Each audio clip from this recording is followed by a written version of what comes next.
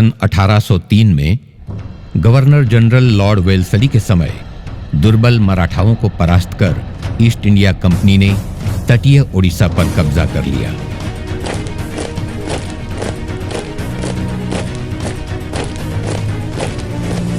अंग्रेजों की त्रुटिपूर्ण भू राजस्व व्यवस्था तथा प्रशासनिक अनियमितता के कारण ओडिशा में लोगों में अराजकता ने जन्म लिया। फलस्वरूप सन 1817 में एक सशस्त्र विद्रोह की शुरुआत हुई, जो प्रसिद्ध खोरधा का पाइक विद्रोह के नाम से जाना जाता है। ओडिशा में प्रथम जनजाति के रूप में कंध संप्रदाय के लोगों ने सन 1817 में पाइक विद्रोह के दौरान अंग्रेजों के विरुद्ध अपनी आवाज बुलंद की थी। हालांकि अंततः अंग्रेजी हुकूमत इस विद्रोह को दमन करने में सफल रही, किंतु सन 1835 में द्वितीय कंद विद्रोह के समय ओडिशा के पहले जनजाति स्वतंत्रता सेनानी के रूप में कमल लोचन दोरा बिसोई ने, जो दोरा बिसोई के नाम से लोकप्रिय थे, इस विद्रोह का नेतृत्व किया था।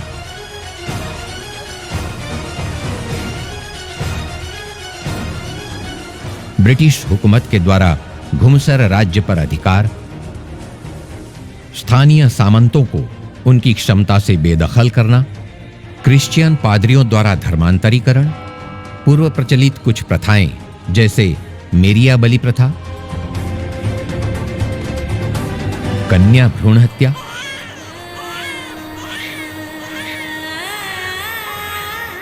तथा बिचौलिए साहूकारों द्वारा आर्थिक शोषण आदि ने कंध लोगों को अंग्रेजों के विरुद्ध विद्रोह करने पर बाध्य किया था।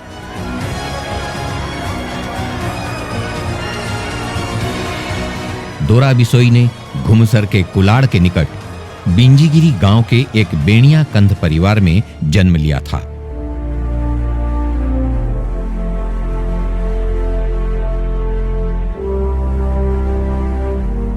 राजा धनंजय भंज ने उन्हें बीरबर पात्र की उपाधि से विभूषित कर मालिया बिसोई यानी मुखिया के रूप में उनके राज्य के मालिया कंध संप्रदाय के मुख्य प्रतिनिधि नियुक्त किया था, और दोरा बिसोई को राजा ने घुमसर सेना के मुख्य के रूप में नियुक्ति देने के साथ साथ बहादुर बख्शी की उपाधि प्रदान की थी।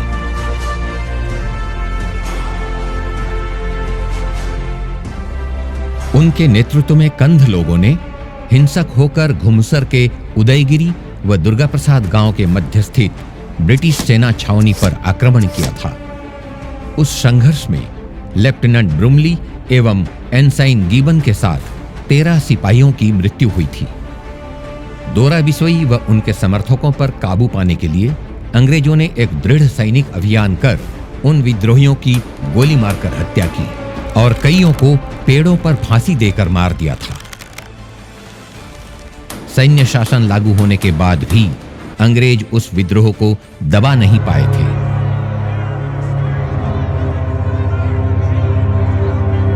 उस समय दोरा बिसोई वहां से भाग निकले और अनुगुल राज्य में आश्रय लिया।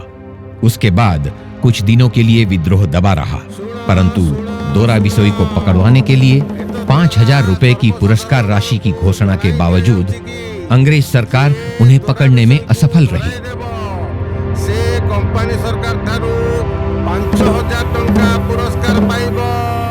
सन 1837 में दोरा जब अनुगुल राजा सोमनाथ सिंह जगदेव के पास सैन्य सहायता मांगने गए थे, तब ओडिशा राज्य के तत्कालीन कमिश्नर हेनरी रिकेट के बहकावे में आकर राजा ने दोरा बिसोई को अंग्रेजों के हाथों पकड़वा दिया था।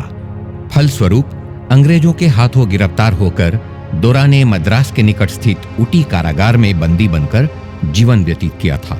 वहीं पर एक राजबंदी का जीवन व्यतीत करते हुए अंग्रेजों के विरुद्ध लड़ाई में अर्जित समस्त यश कीर्ति एवं वीर गाथाओं को पीछे छोड़ सन 1846 में दोरा बिसोई ने प्राण त्याग दिए थे।